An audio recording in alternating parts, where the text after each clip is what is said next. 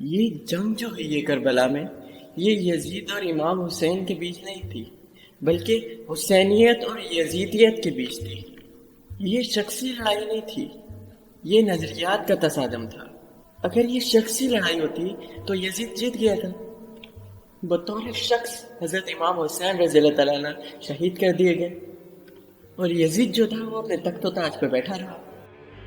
تو اگر یہ شخصی لڑائی کراتے تو یزید جیت گیا تھا اور امام حسین ہار گئے ہیں۔ اور اگر یہ لڑائی نظریاتی لڑائی کراتے تو، اور جو حقیقت میں نظریات کی لڑائی ہے، تو یزیدیت جو ہے وہ تو ہار گئی اور حسینیت تو زندہ باد رہی۔ یزیدیت کا تو جنازہ نکل گیا، وہ تخت و تاج جس کے لیے یزید نے اتنا کچھ کیا تھا، یزید کے اپنے بیٹے نے اس تخت پہ تھوکا۔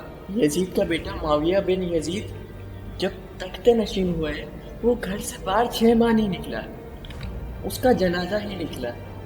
تو لوگوں نے کہا آئیے نہ بیٹھیے اس تخت پر۔ کہا میں اس تخت پہ نہیں بیٹھنا چاہتا جس پہ آل پیغمبر کے خون کی بو آ رہی ہو، میں نہیں بیٹھنا چاہتا اس تخت پر۔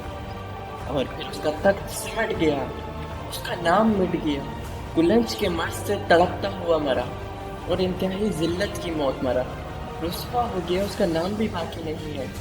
اگر آپ کربلا جا کے دیکھیں تو امام حسین رضی اللہ عنہ کا چمکتا ہوا روزہ مبارک دیکھیں گے۔ اگر آپ رات کے قریب نہر فرات کی طرف جائیں تو نہر فرات ایسے چمک رہی ہوگی جیسے چاند ہو، اس کی لہریں ایسے لہر رہی ہوں گی جیسے کوئی سمندر ہو۔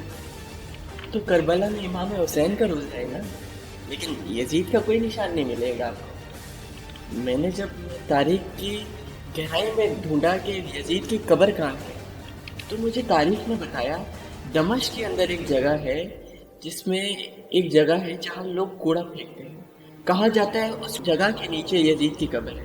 کہاں ہے کسی کو نہیں پتا، کس جگہ ہے کسی کو نہیں پتا، بس یہ پتا ہے اس جگہ کے نیچے یزید کی قبر ہے۔ یزید کی قبر دمشق کے کچرے میں، اور امام حسین ابھی بھی کربلا پہ قبضہ کر بیٹھے ہیں۔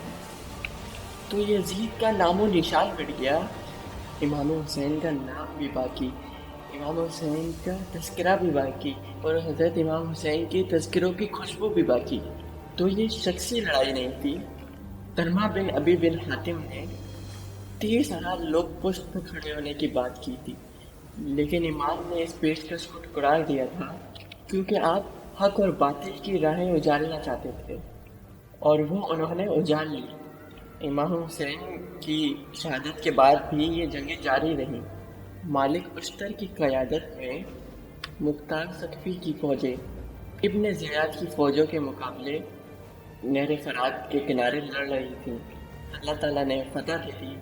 ابن زیاد نے گھوڑے کو ایڑ لگائی اور میدان چھوڑ کے بھاگ گیا، اور باقی جو بھی قابو آتا اس کو پکڑ کے قتل کر دیا جاتا۔ خیر یہ لوگوں کی فوج سے بہت دور نکل گیا تھا، لیکن اس کا جی گھبرا رہا تھا، پیاس کی شدت تھی، گھوڑا بھی ہانپ رہا تھا۔ تو وہ چلتے چلتے صحرا میں گیا تو اس نے دیکھا ایک خیمہ ہے، تو سوچا کہ میں چلتے چلتے ان سے پانی مانگ لوں تاکہ اپنے پیاس بجھا سکوں۔